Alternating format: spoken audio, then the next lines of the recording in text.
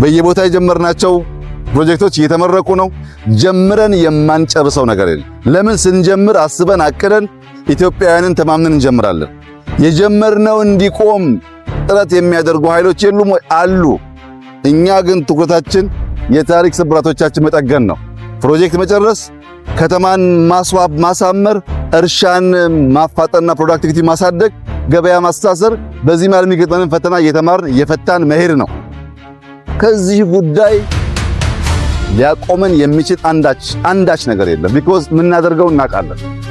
እኛ የምንሰማው የምናየው የምናስበው ስራዎቻችንን ብቻ ነው። ማሰብ፣ ማየት፣ መስራት፣ እነዚህ ብቻ ናቸው መፍትሄ የሚያመጡት። ከዚህ ውጭ ያለው አማራጭ ብዙም ውጤታማ አያደርገንም።